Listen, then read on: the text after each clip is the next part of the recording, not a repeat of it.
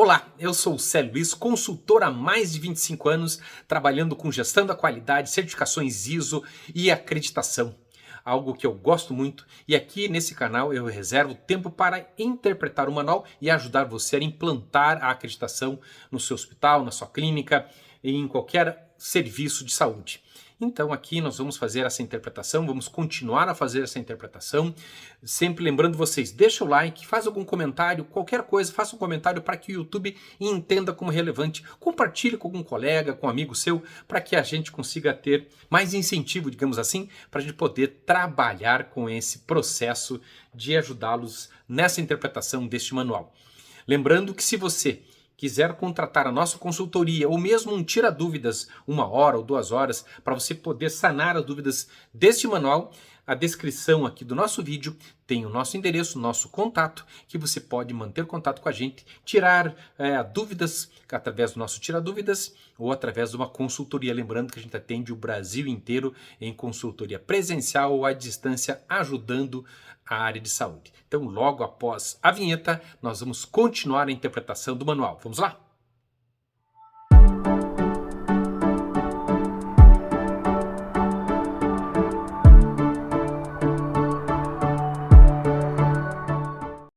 Pessoal, nós estamos interpretando o manual da acreditação ONA-NA Serviços Hospitalares. Chamando a atenção aqui que a gente tenta sempre passar o maior número possíveis de exemplos, envolvendo outras áreas, outros tipos de serviços, mas a concentração maior é nos serviços hospitalares. Então, se você trabalha em um outro tipo de serviço que a gente pode ajudar, escreva no comentário, faça sua dúvida aí no comentário, coloque ela que a gente consegue trazer novos exemplos. Sempre a gente tenta ampliar os exemplos, mas eventualmente a gente foca mais no serviço hospitalar, ok, pessoal? Então vamos lá, vamos continuar nossa interpretação? Requisito número 4. Estabelece, implementa e mantém sistemática para registro e evoluções da equipe multidisciplinar, permitindo a continuidade do cuidado. Chamando atenção, né, que é um requisito core, e toda vez aqui que o manual está falando assim, de uma sistemática para o registro, ou seja, um sistema, uma organização de um processo, e aqui ele chama atenção a evolução da equipe multidisciplinar, ou seja, se tem anotação da enfermagem, evolução da enfermagem, atenção farmacêutica, atenção da fisioterapia, de um dentista, ou seja, nós temos questões que devem ser registradas dentro dessa evolução. Se um psicólogo atua, se o assistente social atua ali, é uma equipe multidisciplinar que deve ter acesso, implementar o acesso a esse sistema. Lógico, o que é importante quando nós estamos falando de um sistema? Lógico, hoje dificilmente nós vamos trabalhar com um hospital que não tenha um sistema de informática. Mas basicamente, a gente tem que entender o seguinte, né? O que é importante que a própria orientação do manual ele fala, a devida orientação em relação ao quê? A identificação do paciente, a completa identificação desse paciente. Isso que o auditor vai olhar, como é que funciona o processo de identificação desse paciente, está bem completo, está bem seguro, as questões da admissão, histórico, anamnese, a evolução diária do paciente, ou seja, de que maneira a equipe multidisciplinar, um médico, um enfermeiro, ou qualquer outro profissional que eu chamo a atenção, fazem essas anotações, né? A anotação dos técnicos de enfermagem e os profissionais que compõem o plano terapêutico. Percebe que o manual fala assim, e dos profissionais que compõem o plano terapêutico. Ou seja, se eu tiver um assistente social prestando serviço, uma psicóloga prestando serviço para esse paciente, eu devo registrar isso no sistema, lá na evolução da enfermagem, né, desculpe, na evolução do sistema, para que todos tenham acesso ao que todo mundo está conversando. Lógico, né? Tomar cuidado com o plano de cuidado do paciente, tem que estar muito claro, né? Qual que é o plano de cuidado, as prescrições, evidentemente, com data, com hora, com a identificação adequada, com a discriminação de todos os procedimentos, ou seja, eu tenho que ter acesso a essa discriminação. Eu preciso acessar essas informações, eu preciso ter todos esses procedimentos discriminados de maneira clara e objetiva dentro do sistema. Ainda, pessoal, né?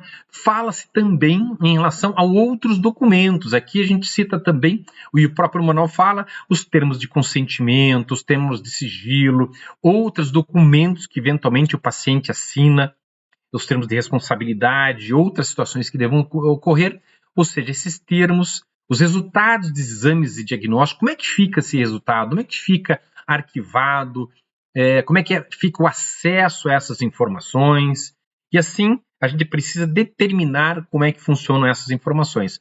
De que maneira? De que maneira você vai evidenciar isso, pessoal? Através de um procedimento. Para cada situação dessa, você vai descrever. O que eu faço com o termo de consentimento, se eu assino, se eu digitalizo, onde que eu salvo.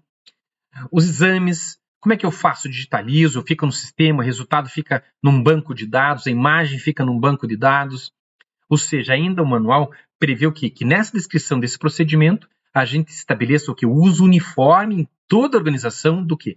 Da simbologia, da abreviatura, percebe? De quais os símbolos que nós vamos utilizar, quais são as abreviaturas que serão utilizadas, para não acontecer o seguinte, né? O colaborador coloca lá a inicial dele, como uma rubrica, por exemplo. Ninguém sabe quem que é aquela rubrica. Passado 2, 3 anos num formulário, você não sabe quem rubricou aquilo. Então precisa padronizar, ou seja, um banco de assinaturas e rubricas, e o colaborador só pode utilizar a assinatura e a rubrica que ele assinou e padronizou lá no banco de assinaturas e rubricas, ok? Ainda fala também nessa orientação, a pontualidade, a precisão, a consistência e a completude e elegibilidade dos registros, lógico, né? O prontuário do paciente tem que estar legível, disponível, acessível para esse tipo de situação. As evidências é o procedimento descrevendo tudo isso. Como é que eu faço, Célio? Pega cada item desse da orientação e vai descrevendo como é que funciona. Vai descrevendo quais são os formulários utilizados, quais são os fluxos estabelecidos, né? Estabelecer também essas escalas de trabalho para quê? Né? A escala de trabalho para que você estabeleça quais são os profissionais que tiveram acesso àquele paciente e como eles registraram as informações desse processo. A disponibilidade do sistema e, lógico, né, uma evidência desse planejamento. Como é que é a evidência desse planejamento, pessoal?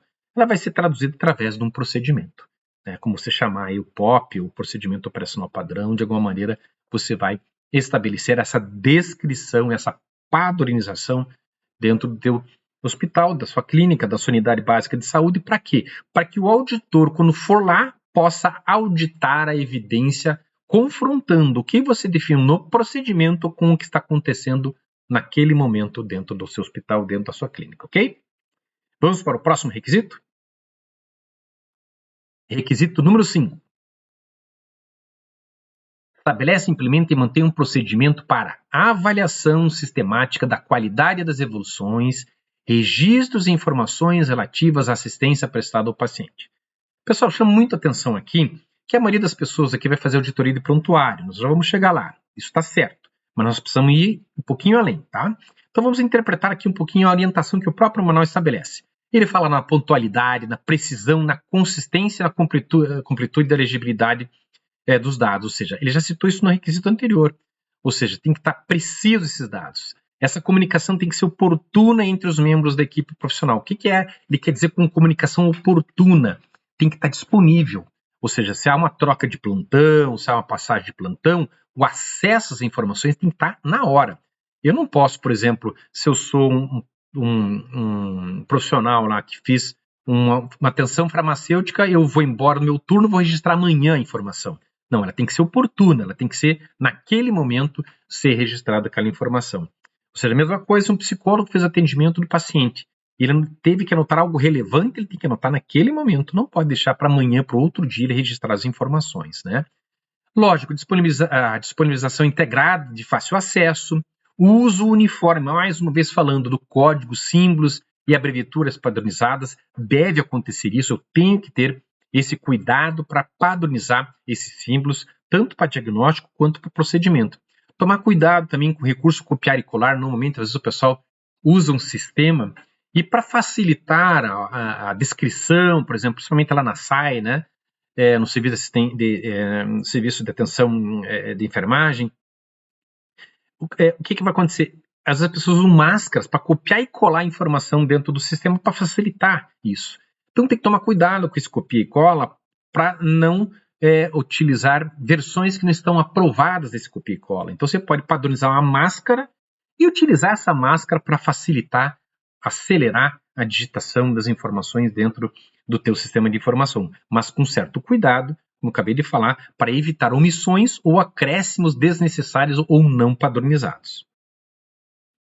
Ainda assim, em relação aos formulários padronizados no prontuário eletrônico do paciente, quais são os formulários aqui? Tanto os formulários do sistema quanto os formulários impressos devem ter uma padronização e serem controlados com versão e distribuição, para que a gente tenha esse senso de padrão e essa padronização dentro do hospital. Quando a gente fala também, lá no próprio requisito, ele fala: a avaliação da qualidade deve contemplar os registros dos profissionais envolvidos também. E aqui, pessoal, como é que a gente vai evidenciar que eu implemento todo esse procedimento de avaliação sistemática da qualidade das evoluções dos registros e informações relativas à assistência? Já falei que se deve descrever isso no procedimento, através de fluxos, formulários, através de um treinamento, através de uma auditoria de prontuário, e eu vou além, porque a auditoria de prontuário está muito claro. Você vai pegar o prontuário e você vai verificar o que consta naquele prontuário. Mas nós temos que perceber que já existem em vários hospitais o prontuário eletrônico. Então, também, quando você for fazer auditoria de prontuário, não focar apenas no prontuário físico, mas também entrar no prontuário do sistema, entrar no sistema, verificar quais são os campos obrigatórios que devem ser preenchidos e não foram preenchidos. Isso pode estar dentro da auditoria de prontuário. Então, percebe aqui um detalhe, uma dica muito bacana. Então, não foque só sua auditoria no material físico, mas também na auditoria do sistema, dos campos lá do sistema de informação que devem ser padronizados e devem ser auditados de igual maneira, ok? Vamos para o próximo requisito? Requisito número 6. Estabelece, implementa e mantém uma sistemática para a gestão e segurança da informação. Pessoal, em várias situações aqui, a gente tem que entender o seguinte: aqui na segurança da informação tem a Lei de Proteção de Dados, que está vigente no Brasil. É importante que vocês leiam, tenha essa adequação da LGPD, para se adequar a essa informação, uma lei muito importante, está bem escrito aqui, a legislação, para que vocês possam procurar. Mas o próprio manual, ele oferece uma orientação. O que ele fala em relação a esse item? Isso se refere ao quê? Aos processos do quê? De movimentação, disponibilização, rastreabilidade, sigilo, segurança, conservação, arquivamento e descarte da informação. E aqui ele não quer saber se é em meio físico ou digital. Tudo que estiver relacionado ao paciente, a movimentação dessa informação, quando eu movimento essa informação, eu posso estar movimentando essa informação através do CD, que é o backup do hospital, eu posso estar disponibilizando isso através de um prontuário físico. Como é que eu faço a rastreabilidade desse prontuário que eu acabei de passar para um residente que está estudando e pediu emprestado um prontuário para estudar um caso, ou para o próprio médico que pegou o prontuário? Como é que eu faço a conservação dessa segurança? Eu faço um backup do meu sistema? Eu faço um teste para verificar que se isso está funcionando ou não?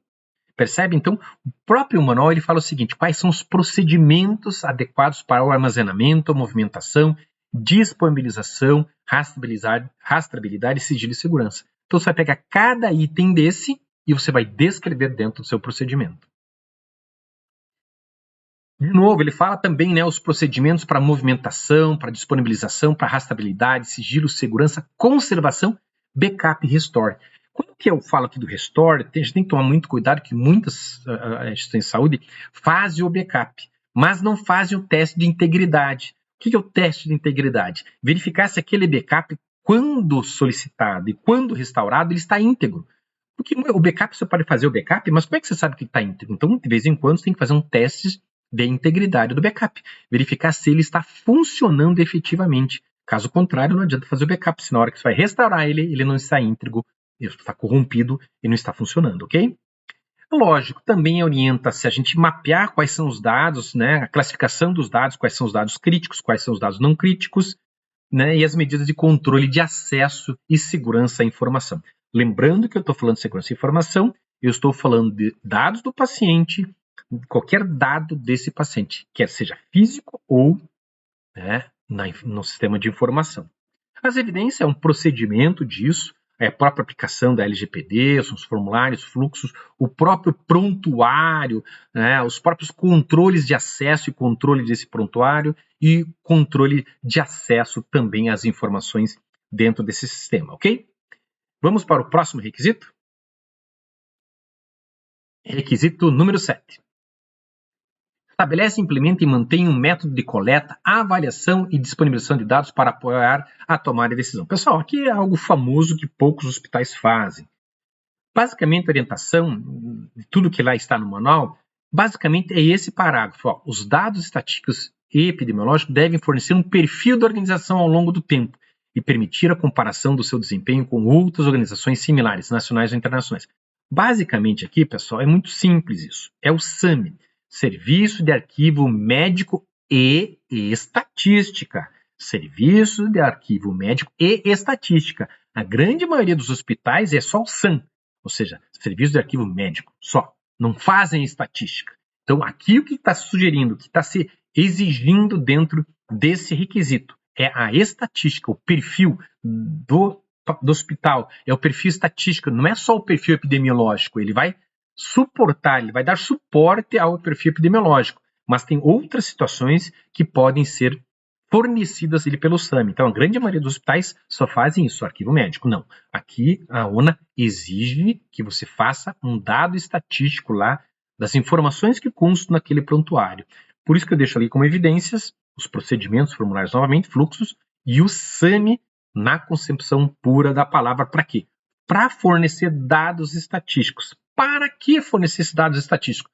Para eu fazer o benchmarking com outras organizações, comparar, imagine se eu sou uma clínica de radioterapia, eu vou comparar os dados estatísticos que eu tenho lá com o Instituto Nacional do Câncer, verificar como é que está o meu perfil da minha população, como é que funciona aqui, né, a prevalência, como é que está funcionando aqui a população, meu perfil epidemiológico que eu estou atendendo dentro do meu hospital. Ou seja, é muito mais do que só arquivar dados ou arquivar papéis dentro do meu hospital. É fornecer informação, é fornecer conhecimento para a equipe técnica e outras organizações como faculdades, grupos de estudo, né, pesquisas que podem se utilizar desse arquivo médico com essa disponibilização de dados para tomada de decisão. É basicamente isso que esse requisito exige.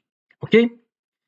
Pessoal, terminamos mais um bloco da nossa interpretação do manual. E aqui eu deixo mais uma vez o pedido, deixe um like, faça algum comentário, compartilhe com alguém, escreva, por favor, qualquer coisa.